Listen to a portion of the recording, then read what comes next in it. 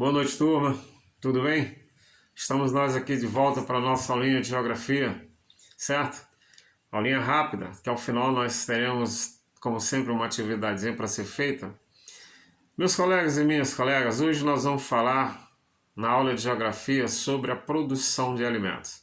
A produção de alimentos é alguma coisa que tem gerado debate em alguns organismos da sociedade, porque o mundo produz centenas de toneladas de alimento.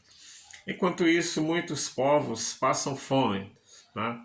Uma coisa muito triste, a gente vê que muito do alimento que se produz, ele não é destinado à mesa do ser humano. Se você pegar um recipiente de ração, pode ser para qualquer animal, mas vamos citar aqui a ração para cachorro.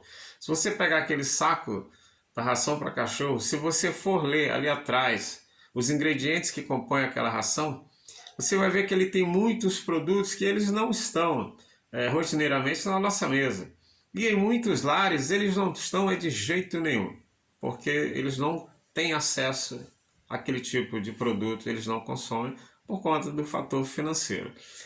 E isso gera uma tristeza muito grande e um debate aí nas ONGs, nas associações aí que questionam muito essas questões aí.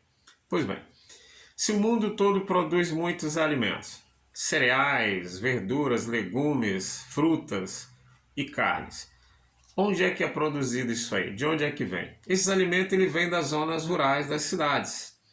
É nas áreas rurais, por meio de 3 atividades ligadas ao setor primário da economia, que é o extrativismo, a agricultura e a pecuária. O extrativismo é uma das atividades mais antigas do ser humano. Lá na pré-história, o homem já fazia o extrativismo quando ele pescava. O homem já praticava o extrativismo quando ele caçava pequenos animais. Então nós podemos afirmar que a caça e a pesca são as atividades extrativistas mais antigas que existem. Tá certo? Pois muito bem. Existem 2 tipos de pesca, falando especificamente da pesca. Existe a pesca artesanal e existe a pesca comercial ou industrial. A pesca artesanal, todos nós conhecemos, né? Você pega o seu anzol, você vai pescar um peixe, a sua tarrafa, você vai pegar um peixe, que aquilo ali é o sustento da sua família. Ou o próprio pescador que vai pegar um peixe ali, ele vem com no máximo 3, 4 quilos de peixe e vai vender na feira. Isso é uma pesca artesanal. Ela não depreda, tá certo? Porque ela pega uma quantidade de peixe de um tamanho que é razoavelmente aceita. Já a pesca industrial, ela não é pescada para sustento de uma família. O nome já diz, ela é uma pesca comercial. Então ela já pega a quantidade de peixe que for possível. Então ela é predatória, porque ela não respeita as leis da natureza de preservação. Então isso é um problema que também é muito discutido pelos organismos internacionais que tratam desse assunto, que é o de preservação. A pesca comercial ou industrial que tem sido de forma predatória. Pois bem, o extrativismo ele pode ser vegetal e pode ser mineral, tá certo? O que é o extrativismo vegetal? É quando você tira a madeira da floresta. Por exemplo, a retirada de madeira da floresta para produzir celulose que produz papel. Extrativismo vegetal. E o extrativismo mineral ele pode ser do solo e pode ser do mar.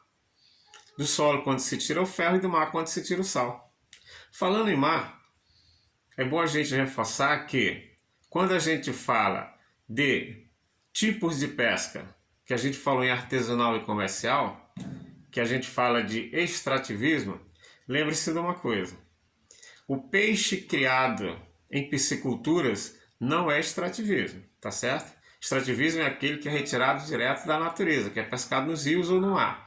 Porque aquele que é criado em tanques ou açudes é um peixe, né, que a gente diz que ele é a prática da piscicultura. Ou seja, aquele peixe ele é produzido no laboratório e ele é criado, o homem alimenta ele. Então não é extrativismo. Extrativismo é quando é retirado direto da natureza. Tá certo isso? Pois bem. Muito bem, então falamos sobre que extrativismo pode ser vegetal, pode ser mineral. Vegetal, produção de madeiras. mineral, produção de ferro e o sal que é retirado do mar. Pois muito bem.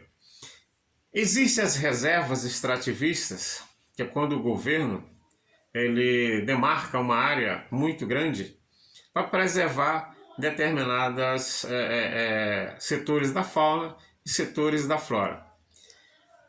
As pessoas que já habitavam lá dentro, elas permanecem e elas podem fazer uso daquilo ali, até porque elas fazem uso de forma controlada. Elas não fazem esse uso de forma comercial. Então, há uma preservação tanto da fauna quanto da flora. Pois muito bem. No Brasil, existe uma matança muito grande de pessoas que se propuseram a defender essas reservas.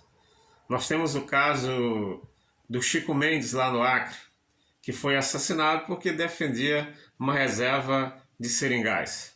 Ele foi assassinado, se eu não me engano, no ano de 1988, né? E depois foi fundado uma reserva florestal com o nome dele. Mas outros vêm sendo mortos nesse país e, infelizmente, pouquíssimos desses crimes são desvendados pela polícia e seus mandantes são punidos. Isso é uma triste realidade que a gente tem que colocar aqui. Pois muito bem. Falando ainda sobre a questão da produção de alimentos, vamos falar um pouco sobre a agricultura. A agricultura, alguns elementos que a gente tem que citar que são fundamentais para a agricultura. Quais são eles? É lógico, você tem que ter o solo, você tem que ter o humus, que é o adubo, e você tem que ter a água, que no caso é a irrigação. Lembre-se que hoje já existem técnicas, inclusive, áreas que são alagadas, faz-se a drenagem daquela área para que se fique propícia para a agricultura.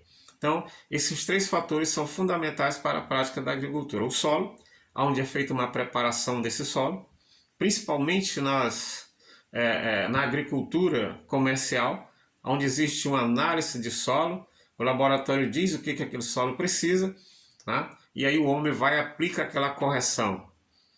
Depois aplica aquela correção como adubo, que é o humus. E depois, com o uso da irrigação, esses três fatores fazem com que tenha uma produção de excelência. Isso foi um grande avanço para que a produção de alimento no mundo aumentasse gigantescamente. E ainda sobre a agricultura, a gente tem que ressaltar a agricultura familiar, que é basicamente a que a gente pratica aqui na nossa região. Existe inclusive uma feira aqui na nossa cidade em que são vendidos produtos oriundos dessa agricultura familiar. Qual é a principal característica dessa agricultura? É a produção de alimentos com mão de obra da família.